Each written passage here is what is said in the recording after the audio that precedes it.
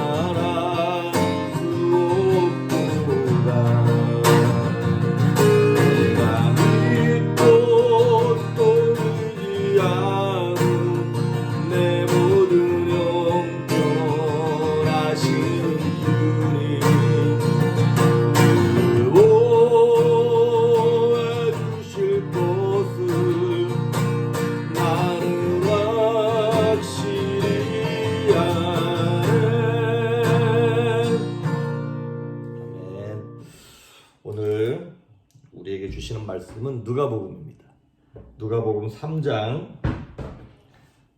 7절과 8절.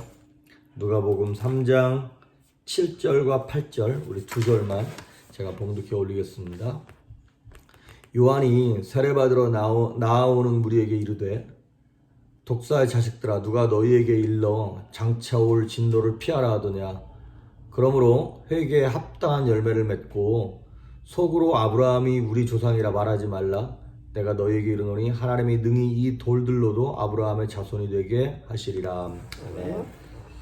지금 이제 어제 그제 열매 맺는 성도에 대해서 계속 말씀을 나누고 있습니다. 근데 뭐 그리스도인들이 열매 맺는 삶을 살아야 된다, 이제 뭐 그런 말씀인데, 오늘 좀 더 구체적으로 무슨 열매냐, 그거는 여기 8절에 나오는 말씀처럼 회개에 합당한 열매를 맺으라는 것이에요. 자, 여기 한 가지 주의하실 것이 있습니다. 무엇이냐면 회개의 열매가 아니라 회개에 합당한 열매라는 것이에요. 회개라고 하는 것은 이제 뉘우치는 거잖아요. 그리고 이제 그렇게 살지 않는 것을 얘기하는 것입니다. 그런데 그거는 되게 소극적인 의미의 회개이고 열매인 거고요. 뉘우치는 것으로 끝나는 것이 아니라 이거를 이제 보강해서 어떻게 더 적극적인 하나님 기뻐하시는 삶을 살 것인가, 그거를 고민하는 것이 회개에 합당한 열매라고 하는 것이죠. 오늘 11절을 보시면, 오늘 이 본문의 내용이 뭐냐면 침례 요한이 요단강에서 침례 주고 있는데 사람들이 와서 물어보는 거예요. 우리가 어떻게 살까? 그랬더니 침례 요한이 11절을 보니까 대답하여 이르되 옷 두 벌 있는 자는 옷 없는 자에게 나눠줄 것이요 먹을 것이 있는 자도 그렇게 할 것이니라 하고, 옛날에는 누구 것을 뺏고 갈취하고 도둑질했어요. 그런데 이제 도둑질 안 하는 것만 능사가 아니라 이제 내게 있는 것을 누군가에게 주라고 하는 것이죠. 거짓말 안 하는 게 회개가 아니라, 거짓말을 안 할 뿐만 아니라 이제 선한 말을 하라고 하는 것이죠. 이렇게 이제 회개에 합당한 열매를 대표적으로 잘 맺은 케이스가 누구냐면 삭개오죠. 삭개오 같은 경우에는 예수님 딱 만나고 난 다음에, 예수님, 내가 여지껏 누군가에게 토색한 것이 있다면, 거짓으로 더 받아낸 것이 있다면 내가 그 사람에게 4배를 갚겠나이다, 이런 말을 해요. 그리고 거기서 끝나지 아니하고 자신에게 있는 재산의 반을 그들에게 주겠다라고, 가난한 사람들에게 주겠다고 이렇게 얘기합니다. 그렇습니다. 이것이 바로 하나님께서 저와 여러분에게 요구하시는 회개의 열매예요. 아니, 좀 더 정확한 얘기는 회개에 합당한 열매예요. 그러니까 여러분, 누가복음 15장인가요? 거기 보면 탕자의 비유가 나오잖아요. 근데 탕자는 잘못했어요. 근데 회개하고 돌아왔죠. 그런데 집안에 있는 형도 역시 죄인이다, 이 말이죠. 형이 잘못한 게 뭡니까? 자기 동생처럼 아버지를 향하여 죄를 안 지었다고 나는 의냐, 이렇게 말할 수 있는 게 아니라고 하는 것이죠. 이 형이 잘못한 건 뭐냐면 적극적으로 동생을 찾지 않은 것, 적극적으로 동생을 품어내지 않은 것이 잘못이라고 하는 것이에요. 그러니까 회개에 합당한 열매의 다른 단어가 뭐냐면 이거예요. 빛의 열매. 에베소서 5장 9절에 보니까 너희는 빛의 자녀들처럼 행하라, 이런 말이 나와요. 그 빛의 열매가 있는데 그 빛의 열매는 무엇이냐면 모든 착함과 의로움과 진실함이다. 삶을 이제 그렇게 살라는 거예요. 잘못을 안 해야지 라고 하는 소극적인 삶이 아니라 착함과 의로움과 진실함이 드러날 수 있는 적극적인 삶을 살아야 한다고 하는 것입니다. 그래서 그거를 회개의 열매, 빛의 열매라고 얘기하는 거예요. 그런데 성경은 사실 뭐 이렇게 이름만 바꿨을 뿐이지 그 안에 비슷한 내용들이 진짜 많습니다. 이 회개에 합당한 열매, 빛의 열매를 또 다른 말로 뭐라 그러는 것이냐면 성령의 열매라고 하는 것입니다. 성령의 열매. 우리 잘 아는 것처럼 갈라디아서 5장 22절과 23절에 보니까 오직 성령의 열매는 그러면서 9가지가 나오죠. 사랑과 희락과 화평과 오래 참음, 자비, 양성, 충성, 온유, 절제. 이런 것들을 이제 적극적으로 행해서 삶 가운데 열매 맺어야 한다. 그것이 성령의 열매고 빛의 자녀의 열매고 회개에 합당한 열매, 그런 삶의 태도가 나타나야 한다는 것이죠. 우리가 이제 흔히 착각하는 것이 있는데 무엇이냐면 성령의 은사를 성령의 열매로 착각하는 경향이 참 많이 있죠. 은사는 뭡니까? 은사는 하나님께서 그냥 단번에 주시는 거예요. 오랜 시간 걸려서 얻는 열매가 아니에요. 은사는 그냥 하나님이 한 번에 주세요. 그리고 굉장히 화려합니다. 스팟라이트를 받기도 하고요. 은사를 가지고 있으면 사람들이 막 모여요. 막 은사를 가지고 일을 하니까 이게 화려하단 말이죠. 막 예언의 은사, 방언 통역의 은사, 기적의 은사 막 이런 것들. 이 은사를 받는 것은 오랜 시간이 필요한 게 아니에요. 여러분 보십시오. 신앙생활을 오래 했다고 은사 받는 거 아니더라고요. 어제 예수 믿었는데 오늘 방언 받고 오늘 예언의 은사 받는 사람들도 있더라고요. 이거는 순간적으로 하나님께서 주시는 거예요. 근데 이거는 있으면 좋아요. 왜냐하면 툴이니까, 도구니까. 그런데 있으면 좋지만 은사가 없다고 하나님께 책망받지는 않습니다. 성령의 은사. 그런데 문제는 성령의 열매예요. 성령의 열매는 되게 화려하거나 그러진 않아요. 되게 투박하고요. 사실 인기가 없어요. 왜냐하면 주로 다 내가 참는 거예요. 내가 견디는 것이고요. 내가 절제하는 것입니다. 성령의 은사는 있어도 되고 없어도 되는 거예요. 있으면 좋지만 없어도 책망받는 거 아니에요. 하지만 성령의 열매는 성도라면 누구나 가지고 있어야 되는 거예요. 오히려 나중에 성령의 열매가 없으면 하나님 앞에 책망받습니다. 하나님이 요구하시는 거예요. 그래서 여러 가지 특징이 있지만 성령의 열매 궁극적인 단 하나의 특징은 뭐냐면 시간이 오래 걸린다는 거예요. 인내가 필요하고 오래 걸린다는 거예요. 여러분 하루아침에 인품이 막 인자해지고 성격이 하루아침에 변하고 이런 거는 없죠. 마치 뭐와 같은 거냐면 하루아침에 맺어지는 열매는 없다는 거예요. 꽃은 하루아침에라도 맺어집니다. 그거 다음날 봤더니 꽃이 되게 활짝 펴있더라. 이런 거 많이 봤잖아요. 그런데 열매는 작게 시작해서 보이지도 않게 시작했다가 점점점 커진다 이 말이죠. 오랜 시간 필요한 것입니다. 마치 우리가 자녀를 키울 때 자녀가 사춘기 되면 엄청 빨리 큽니다. 이 성장통이라고 그러죠. 이 뼈가 막 너무 빨리 자라니까 아픈 거예요. 애들이 성장하는 것은 너무 빨리 성장해요. 그런데 애들이 성숙하는 것은요.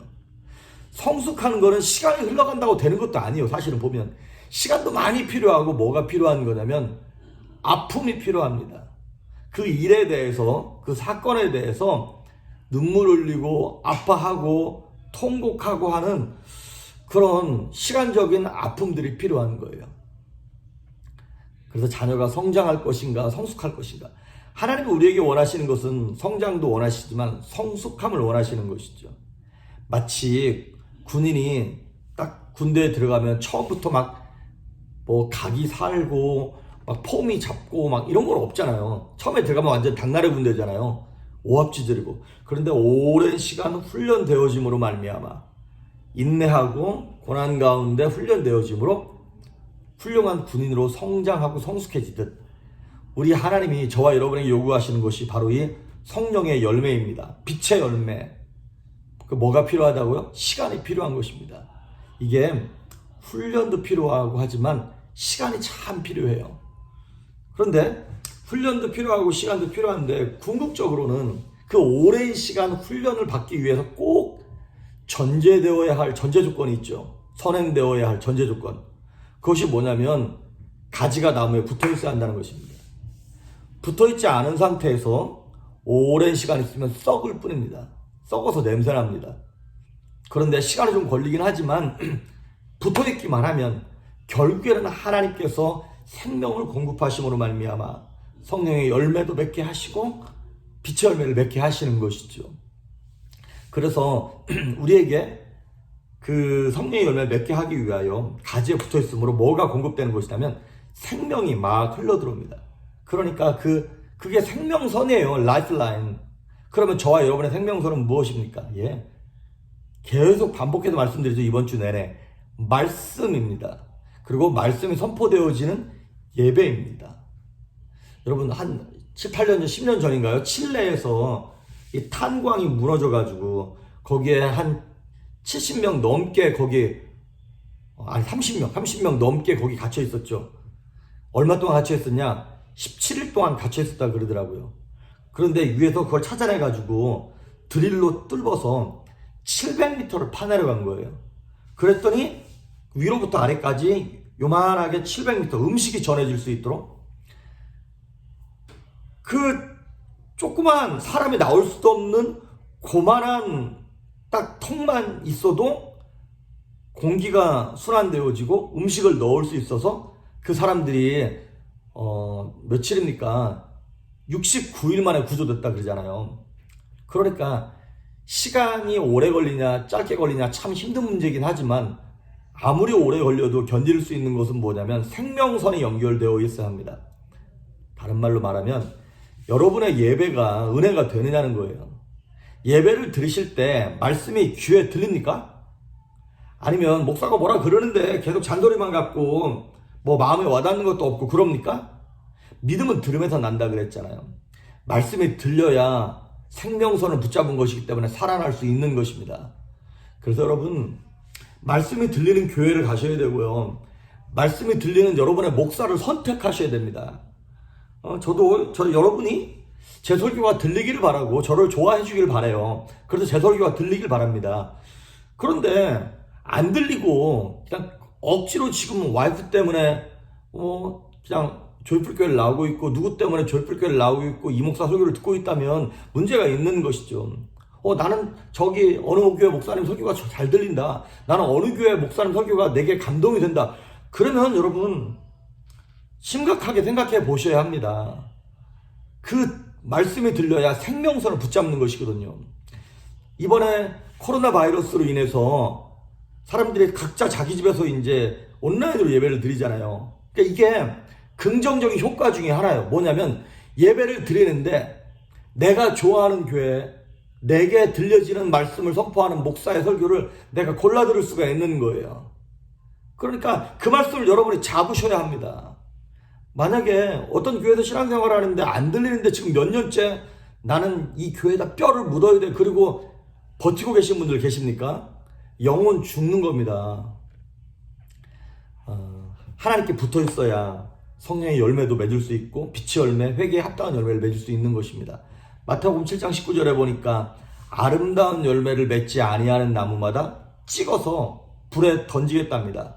아름다운 열매가 뭘까요? 예수님의 성품이에요. 예수님이 우리에게 원하신 성령의 9가지 열매, 그것이 바로 예수님이 원하신 아름다운 열매입니다. 바라기는 저와 여러분이 열매 맺는 성도가 되기를 바랍니다. 이제 정말 누가 봐도 마지막 때를 지나고 있다는 것을 누구도 부인할 수 없어요. 이제 마지막 종말의 시계가 점점 빨리 지나가는 것 같습니다. 이러한 때에 하나님 앞에 설 준비가 되어 있으신지, 흰 옷을 입고 거룩한 삶의 열매를 가지고 주님 앞에 설 준비가 되셨는지를 한번 점검해 보시면서 여러분의 예배가, 이 설교가 여러분의 심령 가운데 들려짐으로 회개에 합당한 열매, 빛의 열매, 성령의 열매를 맺기를 주의 이름으로 축복합니다. 기도하십니다.